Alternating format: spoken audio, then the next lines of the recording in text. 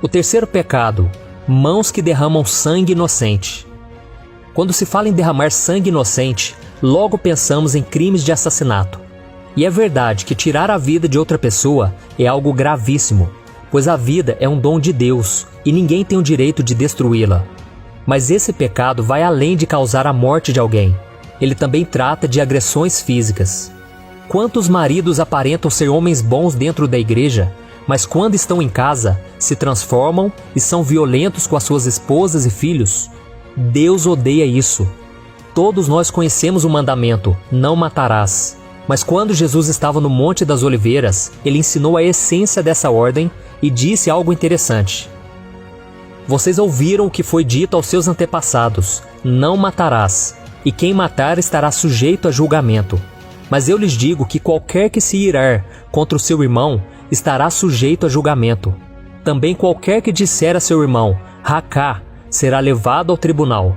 E qualquer que disser louco, corre o risco de ir para o fogo do inferno. Jesus estava afirmando que o assassinato também pode estar nas nossas palavras e emoções.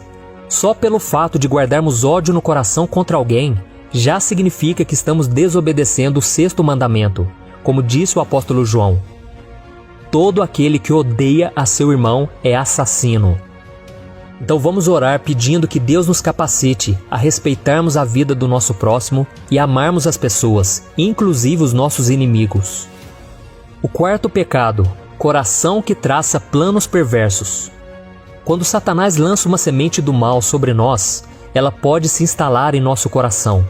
Por isso devemos protegê-lo e não permitir que essa semente brote e gere frutos amargos.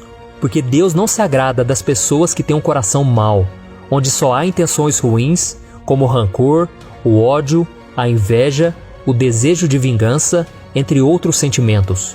Então tome muito cuidado. Em outro provérbio, Salomão escreveu: acima de tudo, guarde o seu coração, pois dele depende toda a sua vida. E como devemos proteger o nosso coração do mal? Guardando a palavra de Deus nele. Isso significa obedecer e seguir os seus ensinamentos. A Bíblia diz que o nosso coração deve ser ocupado com tudo que é verdadeiro, tudo que for nobre, correto, puro, amável, de boa fama, excelente ou digno de louvor. Por isso tome cuidado com as más amizades que estão sempre planejando fazer o que é errado. Busque andar com pessoas tementes a Deus e que nunca te levariam para os maus caminhos. Não é por acaso que a Bíblia diz: não se deixem enganar, as más companhias corrompem os bons costumes. Quinto pecado, pés que se apressam para fazer o mal. Pés apressados em fazer o mal está se referindo às pessoas que vivem querendo praticar o mal. Parece que elas estão sempre querendo passar alguém para trás, dar o calote em alguém, se aproveitar da bondade dos outros. Porém, o rei Salomão disse que quem permanece na justiça viverá, mas quem sai em busca do mal corre para a morte. Ou seja, quem faz o mal está cavando o próprio buraco. E eu fico triste em ver que tantas pessoas que se dizem cristãs são mal pagadoras, não honram seus compromissos e prejudicam os outros de todas as formas, achando que não haverá consequências. Mas elas estão completamente enganadas, porque Deus é amor, mas também é justiça. E não podemos esquecer que fazer o mal também está relacionado ao pecado. Muitas vezes nós ficamos pensando em várias maneiras de pecar e satisfazer os nossos desejos. Por isso devemos pedir a Deus que tire de nós o desejo pelas coisas mundanas. Veja o que o apóstolo Paulo disse: comportemo-nos com decência, como quem age à luz do dia, não em orgias e bebedeiras, não em imoralidade sexual e depravação, não em desavença e inveja. Pelo contrário, revistam-se do Senhor Jesus Cristo e não fiquem premeditando como satisfazer os desejos da carne. O sexto pecado, testemunha falsa que espalha mentiras. Nós não podemos falar de algo que não vimos ou não ouvimos, pois senão estaremos espalhando mentiras, e isso pode acabar com a vida de uma pessoa. É por isso que Deus odeia esse pecado. Quantas pessoas já não vão mais à igreja por causa de fofocas que os próprios irmãos fizeram contra elas, não é mesmo? A Bíblia diz que o amor cobre multidão de pecados. Então, quando alguém chegar até você contando uma fofoca ou algo que prejudique a imagem de alguém, corte o mal pela raiz e não leve esse assunto adiante. Em vez disso, incentive o outro a orar, em vez de ficar falando mal daquela pessoa. O 7º pecado: provocar discórdia entre irmãos.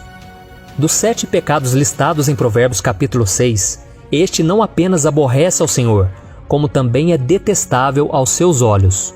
E se pararmos para pensar, este é mais um pecado relacionado à nossa língua, porque realmente as palavras têm poder de trazer vida ou morte. Quantos casamentos foram destruídos, ministérios acabaram, pessoas ficaram feridas por causa daqueles que emprestaram a língua para Satanás semear contendas entre irmãos. O diabo gosta de causar divisão e devemos fazer de tudo para permanecermos unidos.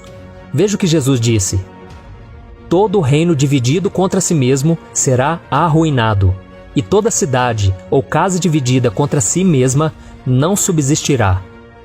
Isso quer dizer que a destruição de um lar e de um ministério começa pelas brigas, discórdias e desunião. Então, meus irmãos, vamos vigiar e pedir a Deus que nos livre de todo o mal. Amém? Estes são 7 pecados do cristão que desagradam a Deus e que não podem ser cometidos por nós de maneira alguma. Caso contrário, sofreremos as consequências da nossa desobediência. Que Deus nos ajude e nos fortaleça para que vivamos em santidade todos os dias. Uai, seu app de vídeos curtos.